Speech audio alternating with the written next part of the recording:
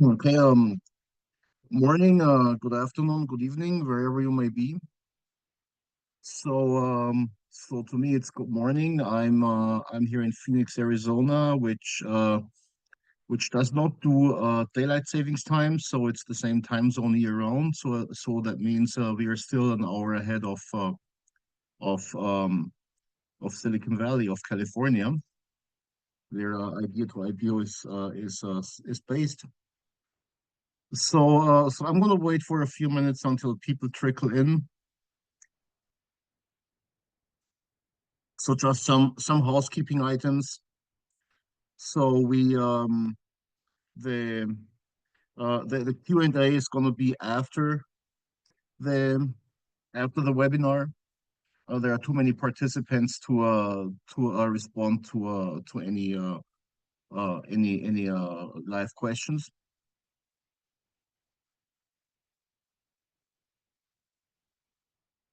Okay, so again, I mean, a happy New Year. It's January 6th. It's actually Inspiralia. Inspiralia, the company is based it it's originally from Spain, and actually in Spain, January 6th is a national holiday, but of course not in the US. And Inspiralia USA is its largest and most important subsidiary.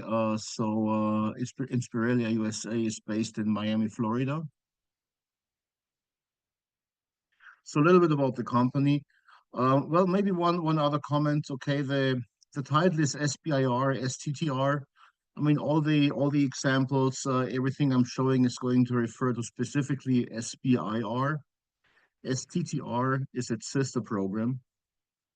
If you have questions about STTR, then reach out to me, preferably by email. Okay, so let's just start. The recording is going to be sent out anyway, so don't ask about the recording. We'll send that to you as well as the slides. Okay. So again, happy Monday and happy New Year.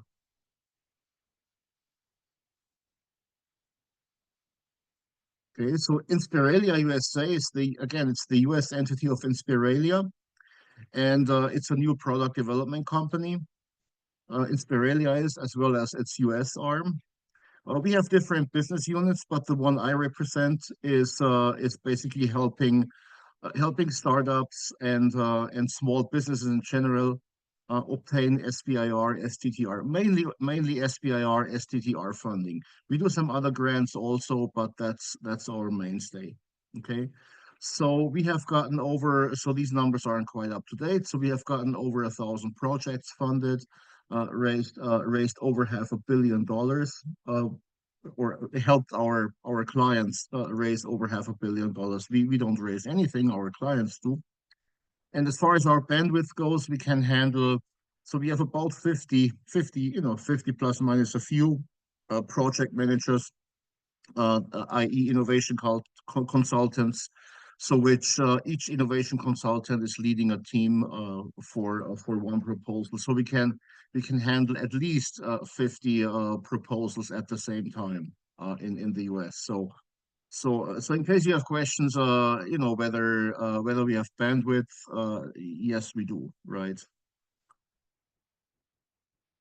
SBI or STTR is the largest and most important source of federally funded R&D funding, pre-seed and seed R&D funding. It's backed by the Small Business Administration, shares very broad bipartisan support. It has just been reissued, I think anonymously by Congress. So don't worry, this isn't going anywhere. The program it's a grant. It's not a loan. It's not they don't take equity against zero equity. That means it's non-dilutive, and it funds R&D project costs, right? Of course, it doesn't fund your day-to-day operations. It's not a grant that keeps you alive if you have difficulties operating, right? It is strictly, again, it's funding R&D projects. How does it work? It's basically all SBIR STTR programs are they have two phases, and many of them have a third phase, sometimes they call it a little bit differently. Sometimes they call it phase 2B, or they have some other acronyms. But everyone has a phase one and a phase two. Okay. Uh, phase one, you are meant to de-risk the the the R&D idea. Okay, so it's actually the smaller part of the R&D proposal of the R&D project, but it's the riskier one. Okay, and it's also the one that's harder to get. Okay, uh, phase one, the period of performance is from 6 to 12 months. It's actually from 3 to 12 months. If you count AFWERX, which is an Air Force program, which is a little different from the others, and the award 50,000 to 300. It's actually over 300,000, especially for some NIH grants. It's over 300,000. Okay, and if the phase one goes well, okay, if you can convince the agency you're applying to that it was successful, then you get phase two. Now the risky one, the one that's hard to get, is phase one. Phase two is if phase one goes well by anyone's account, then phase two is, I'm not going to say it's a shoo-in, but it's it's pretty safe, right? It's if again, if everything goes well and you're on top of your game, right? So in these grants in phase two, they're awarded for scale up, right? So okay, the risky project you've proven, the risky concept you've proven in phase one, you are proving it now. You're scaling it up now. So again, you're kind of proving that you can scale up basic technology or basic science. The award is much larger, right? It's up to 2 million, and the duration is up to 24 months. So, and again, then there are phase three. So if anyone has questions about phase three, that's a special topic. Don't ask during this webinar, reach out to me. It's outside the scope. Okay, this is a very large, we cannot possibly cover everything. We can, I could teach a 1 or 2 week course on this. Okay, but so yeah. Okay, is it a fit for me? So, is your company eligible? Okay. Uh, I mean, there are many questions about that, right? So, one requirement, it has to be majority owned by U.S. citizens or permanent residents, right? So, i.e., green card holders, or there are some other classifications of permanent residents, not just green card holders, but they're most permanent residents are green card holders. So you should have staff. So at least at the period of performance, anyone who is an employee needs to be on W-2, at least part-time. Okay. The PI, that is the principal investigator, it's the person who's leading the R&D and also conducting a bunch of it, usually conducting a lot of it. That's the PI. The PI needs to be primarily employed at the venture, but they're the only one, right? Everyone else can be part-time and can basically work somewhere else in their 9 to 5. So you should have facilities. You should have a physical office with a lease. I mean, here I have to say that the government is most lenient. I mean, we have gotten companies funded out of shared student apartments, and they basically they rented space in a co-working space. So they're more easygoing on that.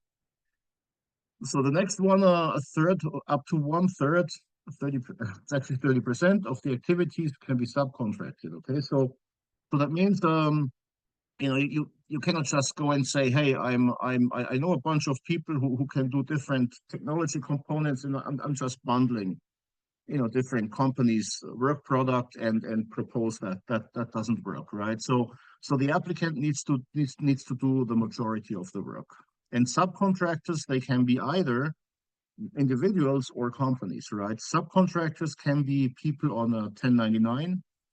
Again, if you don't know what a 1099 is because you're outside the US, I mean, again, email me. Yeah. So the next one, the R&D needs to be on American soil. There is absolutely no compromise on that. Of course, it's the federal government, and they don't fund anything that's going on outside U.S. territory. And eligibility, you basically, you know, you need to be a permanent resident. Okay, yes, permanent residents are treated 100% the same as citizens. Okay, people on other visa classifications, if again, if they legitimately work for the company, I mean, there are frequent questions about H-1B. I mean, of course, an H-1B is generally, if they don't violate their visa terms, they're eligible. Of course, we usually what we see is that the companies that apply here, they usually don't have H-1B employees because it's just it's too much of a legal challenge to do so. So SBIR is there are there are different agencies, right? It's I think I forgot to mention that at the outset. It's SBIR is I mean the money is provided by the Small Business Administration. However, it's dispensed by a range of federal agencies, ranging from the National Institutes of Health. It's obvious what they're doing. Department of Defense, also Department of Transportation, right? Now here you see AFWERX, that's part of the Air Force specifically. The Air Force is very active in this. The National Science Foundation. If you're from academia, especially in physical sciences, you know what NSF is, National Science Foundation. DOE, Department of Energy, right? So they all have the application for each agency is completely different. The application requirements, each application looks completely different. So and they have different windows throughout the year. And these are the windows from last year. And the windows for this year, we know them for some agencies, but not for others. So here are some specific deadlines, right? So again, NSF, that's what I mentioned, National Science Foundation. So they have rolling deadlines, and the next windows, there's one in March 5th. Okay, if one of you is if any of you is thinks they're fit for the NSF, and many companies. I mean the NSF covers probably the broadest range of R&D here by far. So a lot of your, I mean, most risky research or development projects. I mean, the NSF probably has a solicitation out for them. Okay, so again, rolling deadlines. So there's one in March, one in June, and another one in the fall. It's already set, but I forgot when exactly it is. So yeah, and it's and it says here, I'm mentioning here open topic research. Yeah, unless otherwise stated, all of these are open topics, right? All the ones I'm presenting. Open topic doesn't mean that it's completely open, right? You have to meet some guidelines, some funding guidelines pertaining to the individual agency. But open topic means it's not a specific topic they're calling out for. Okay, there are special topic solicitations. We'll get to those. Okay, so the funding you get from the NSF again, phase one is 305,000. So they've especially the phase one awards. They've been increasing those significantly faster than inflation over the past years, I would say. So again, there is some part of the venture community kind of has the prejudice that okay, there isn't the amounts, the awards you're getting aren't very large. It's true they didn't used to be very large in the 90s, but now this is actual money, right? So you can actually get a company off the ground that way. So then Department of Energy, right? Department of Energy is actually ironically doesn't fund much of what you generally think of as renewable energy. They fund other topics, a lot of nuclear research actually, a lot of deep tech, what you might call deep tech, but other topics too. But solar solar, wind, and so forth. If you have a project like that, it's either the NSF or actually the military. NIH, National Institutes of Health, very large agency. It's and again, January, April, September, January, you're too late for that, obviously. And April, that's realistic if you have, for example, a medical device or something like that, or another medical topic. Yeah, again, you kind of see the picture here, right? The funding phase two is about, 4 to 8 times the size of phase one. Okay. So then there are smaller agencies, Department of Agriculture. It's only one deadline per year, and EPA. It's also one deadline per year. I don't do personally. I haven't done a lot of those, either USDA or EPA, but we have people within Inspiralia. I mean, within Inspiralia, we have experts for all of these agencies, right? So if you end up working with us, your team will be specific to the agency you're applying for, and they will be knowledgeable about what there will be subject matter experts about their specific topics they're expecting. Of course, and then there's the DoD, Department of Defense, which is, I mean, you generally don't apply to the DoD directly. You apply to the, Air Force, Navy, etc. And I'm actually going to show it's one of the two examples I'm showing. So I'm showing examples. I'm going to show examples of an NSF grant and an AFWERX grant, which is Air Force. So let's just start with the latter. Okay. AFWERX is it's Air Force. It's Air Force Ventures. It's backed by Air Force Ventures, which again is funded by the Small Business Administration. The grant is not Air Force Ventures overall. So you have this is a little bit it's a little different from everything else. It's AFWERX does things a little differently. I mean the application for an AFWERX grant looks and feels and is being put together more like you would put together a venture pitch. I'm going to get into that in detail, right? So first of all, one advantage of AFWERX is it is much quicker, right? So the period of performance is 3 months. No, you only get 75,000 for a phase one, but the period of performance is only 3 months, and the application timeline it takes about 2 months for AFWERX to decide about your application.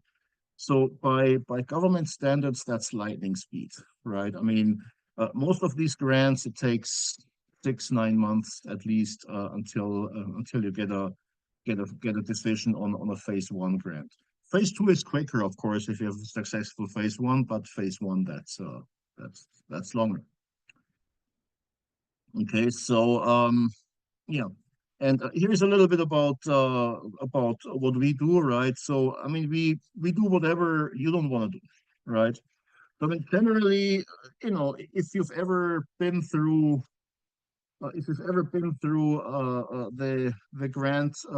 grant funding applications game, if you've ever done that as a venture or maybe within a larger company, I mean, you'll realize that you basically need one full-time person to kind of gather all the documentation to make sure that's basically you need at least the equivalent of a full-time job to put together the grant application, because it's not just filling out a form on the web or something. It's not like applying to a pitch competition. Okay, so it takes weeks and it takes weeks and a lot of insight into these agencies to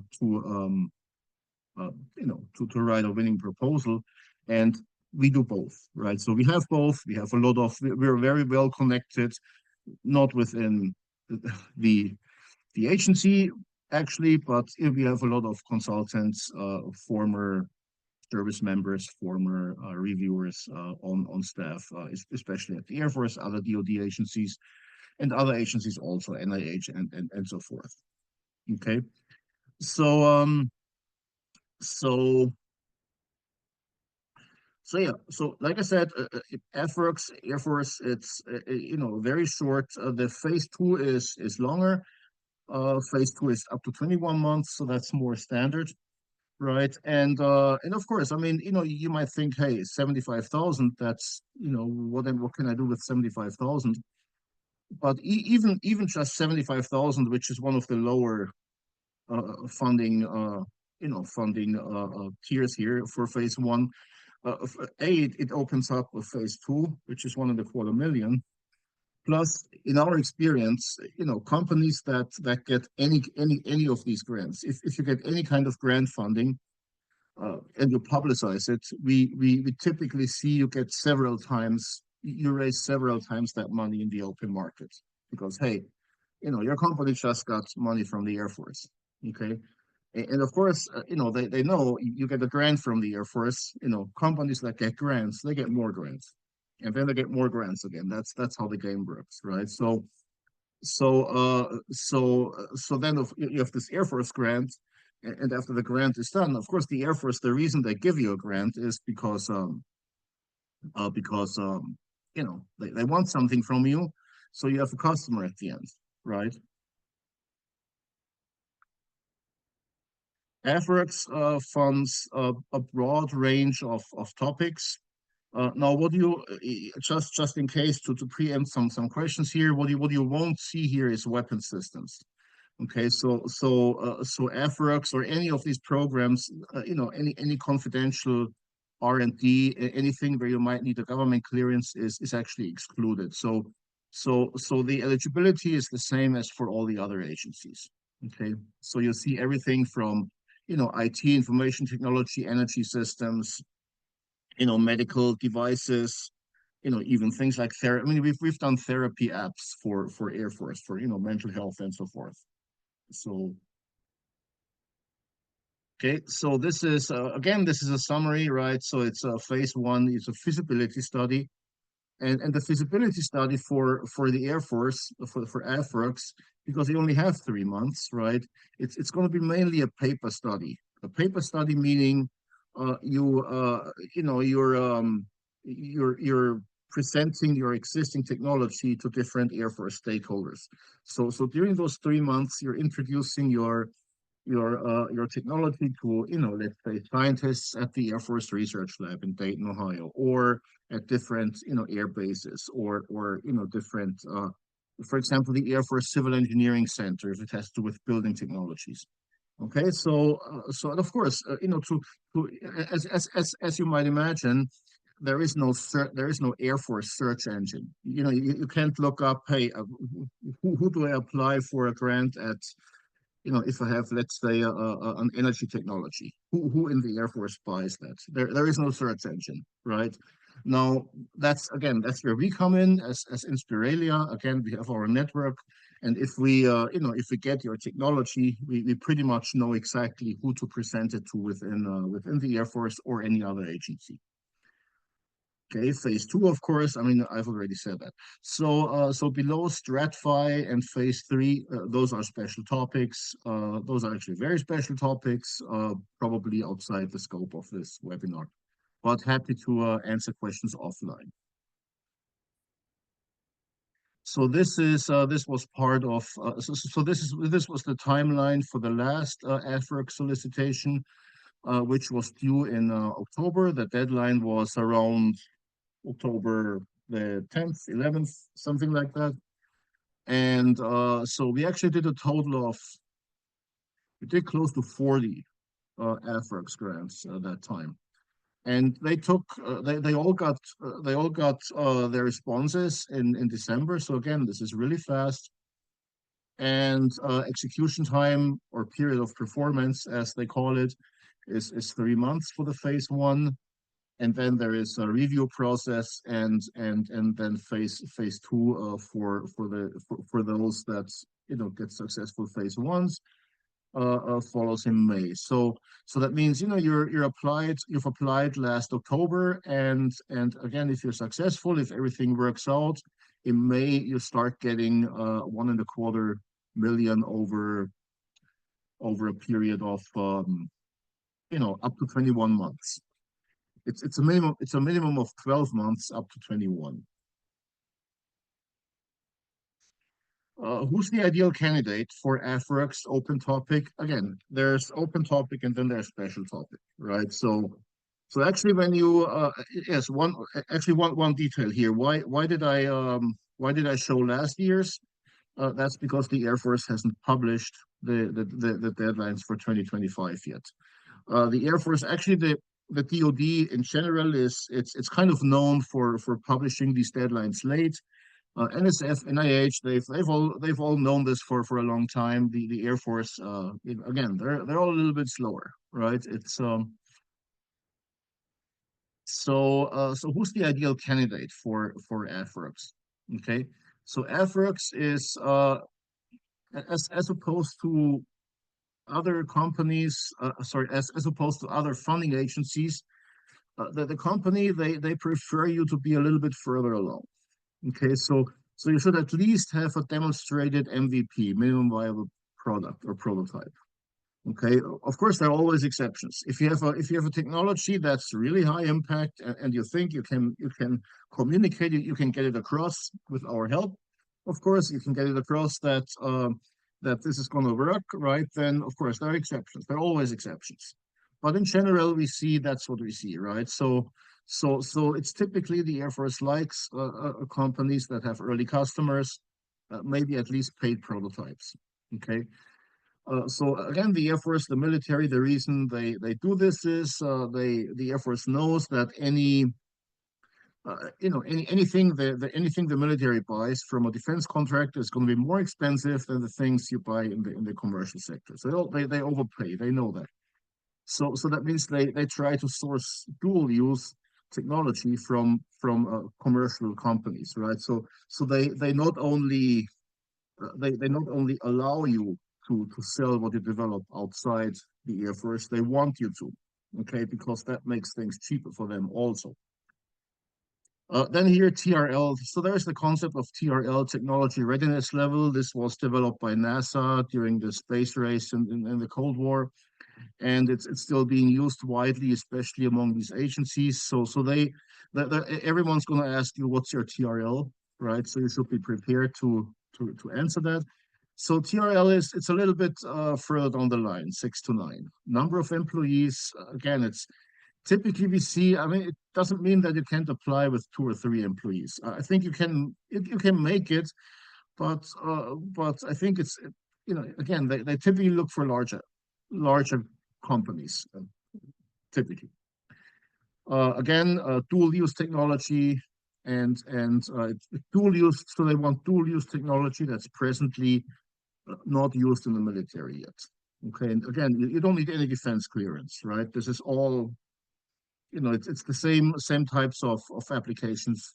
You would go to the NSF for example. Okay, so one criterion is operational imperatives. So your proposal needs to match the Air Force's operational imperatives.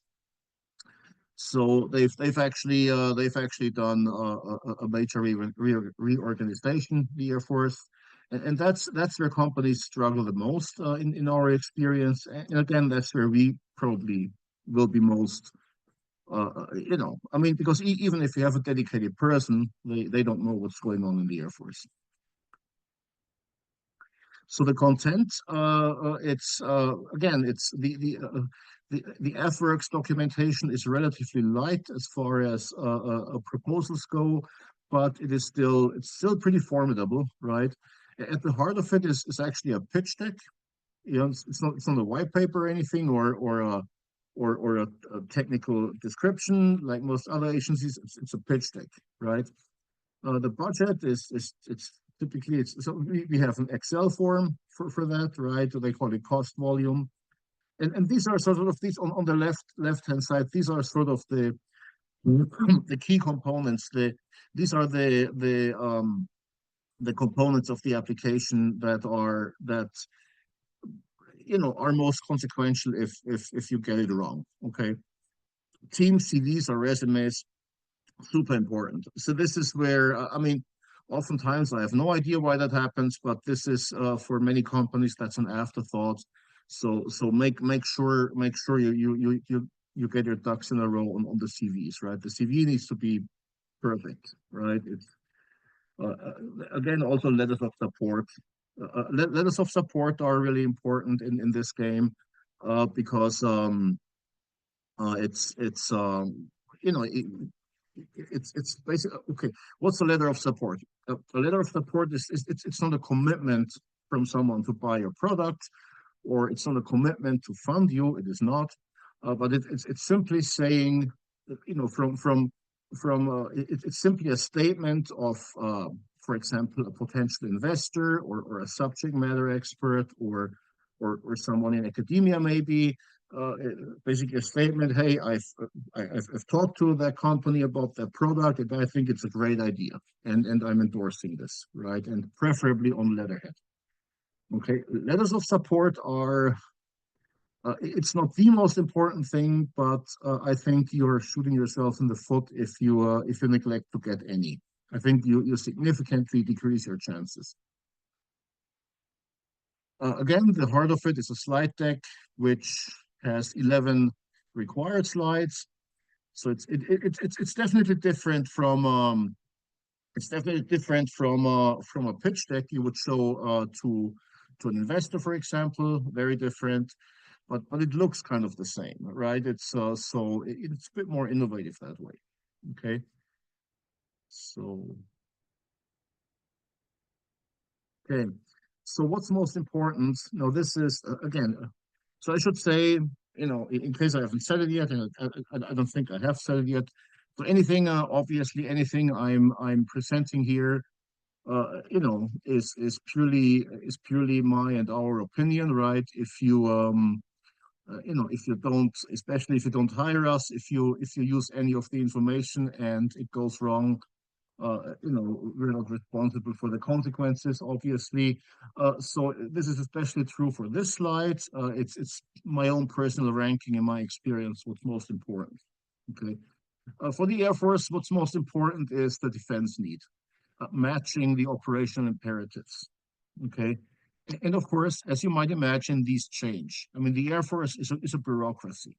It is part of the military, but it's also a bureaucracy. And these change, and these change slowly over time and sometimes suddenly when there are political changes. So again, we can help you meet those, but if you're on your own, of course, it doesn't mean you cannot make it, but it's challenging.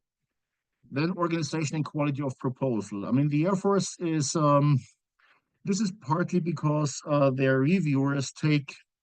some of their reviewers may take as little as 10-15 minutes to review your proposals. Others take more time. Okay, so it needs to be organized well. Okay, it needs to do a good job communicating it, right? It's a little bit like a pitch deck, actually. So then you should know the Air Force structure. Knowledge of the Air Force structure made basically a proposal fit, right? Like you need to indicate, okay, who within the Air Force will ultimately use that technology. Also commercial scalability, right? And here it's important that it's not just the DoD. So they do not, so they explicitly want dual use technologies. They don't want military stuff only. Okay. And then of course letters of support. Next one's the NSF. Again, more traditional. It's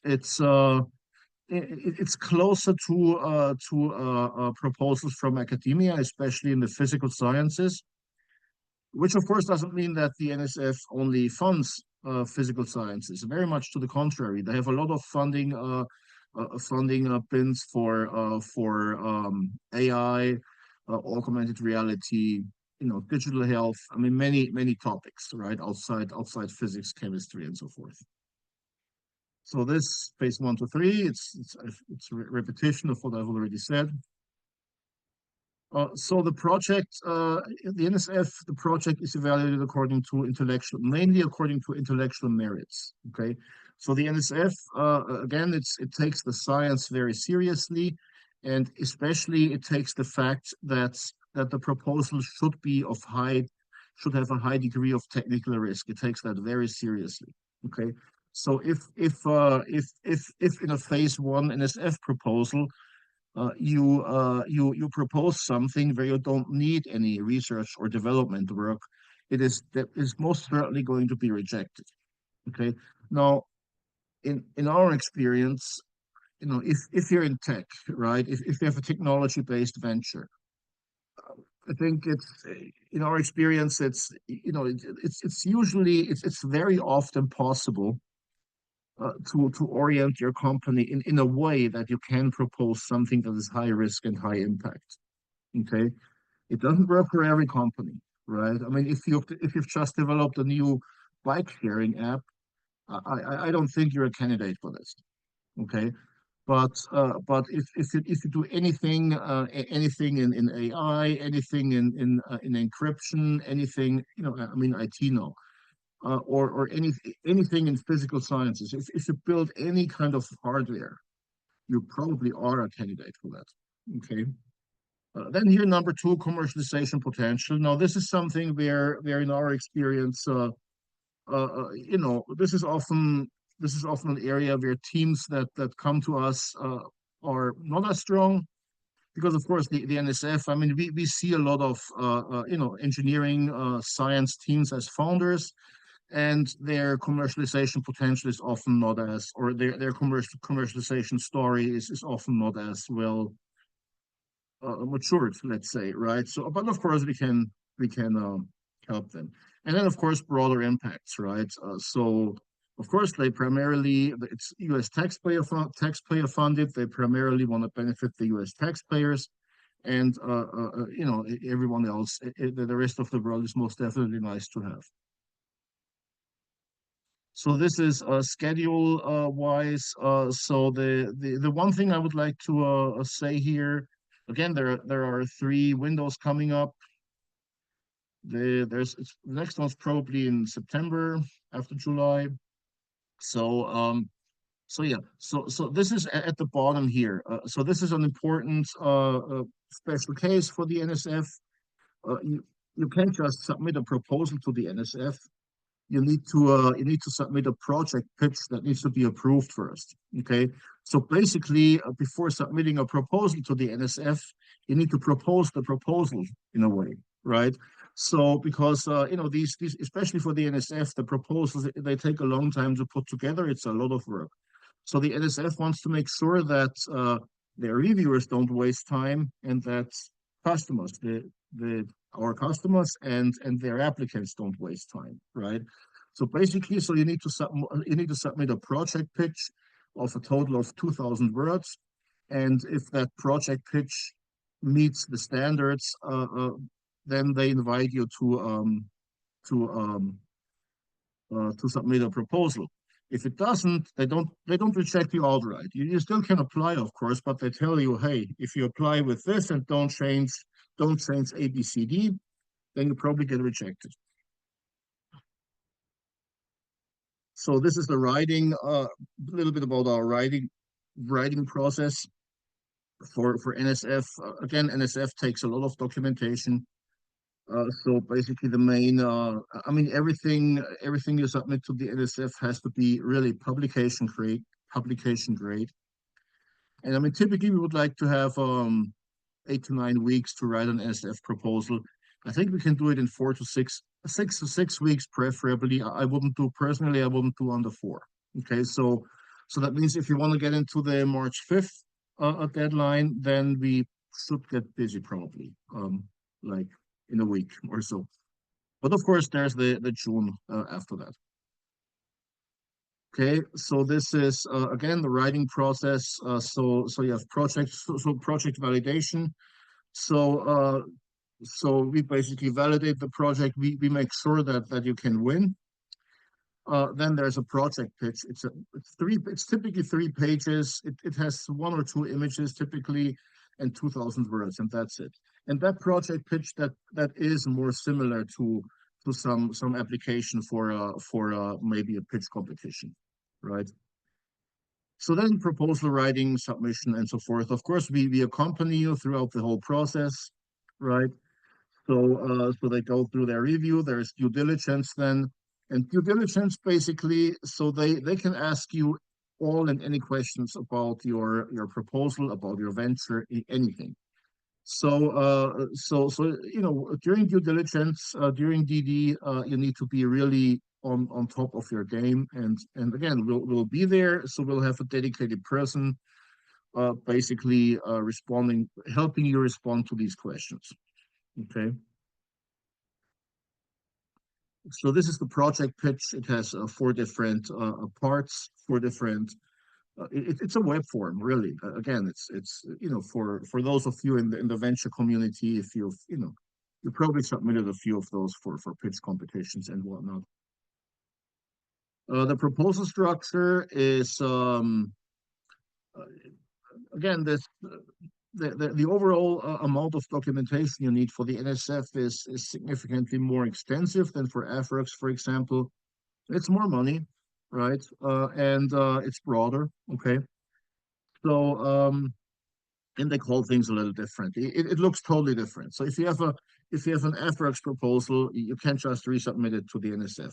They say, hey, what is this? That's a slide deck. What is this, right? So again, you need to orient it because they all have different funding guidelines. So the key here is number two, project description. Project description is here's project description. It's a 15-page document, and again, it has to be publication quality, both in terms of technical level and just basically just the overall presentation. It has six parts here, one page elevator pitch, and the rest is somewhat flexible. Okay, so your commercial opportunity, a few pages, about three. The technical solution, number three, technical solution for presented to non-technical persons is up to 3 pages. Company team is 1 to 3 pages. The most important one is number five, especially for the NSF, because that's here you really go into the meat, into the technical, hardcore technical questions. And then number six, broader impacts. These are societal benefits, approximately 1 page. Who's the ideal candidate? It's earlier stage companies, typically founded in the last 1 to 5 years. It's okay if you haven't raised as much money. TRL can be lower, right? Because again, this is typically more on the deep tech side. Of course, if you're more mature, then that's fine too. But typically, these are the types of companies this is more geared towards. And really, most important, the planned R&D has never been attempted before. Okay, yeah. So it's difficult to prove that oftentimes, but generally we do a good job, positioning our clients that way. Okay, what's most important? Again, novelty of the project work is the most important, and the scientific quality of the project description. Okay, so because their reviewers, they're all they're all many of them are from academia or have a lot of industry experience in related topics. Team composition experience, sound business plan, partner ecosystem, and facilities. If you have facilities, if you need them, especially if you're actually building something, some hardware, then that's another one. Okay, so our services as Inspiralia. So Inspiralia, one principle of Inspiralia is we only support companies we think can win. Okay, and this is reflected in our fee structure. So there is a much smaller entrance fee, a much smaller writing fee, which we don't waive for first-time customers, especially because we want to make sure that both sides keep paying attention, right? Both sides have skin in the game, so to speak. Uh, but most of our compensation is tied to success. Actually, I mean, 99 over 95% of our revenue is tied to success.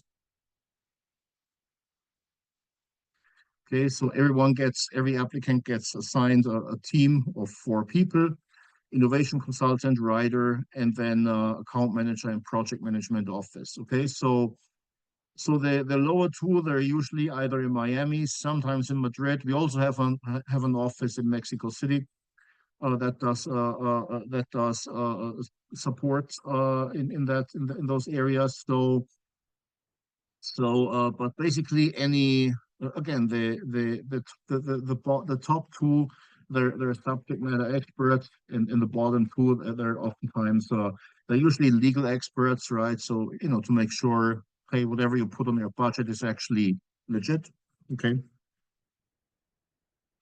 Okay. So I'm not gonna show these. So I have basically case studies here. I'm going to send you these links this is some customer testimony, right? These are different companies we've helped recently in very different areas. And so I'm going to send you the links to YouTube.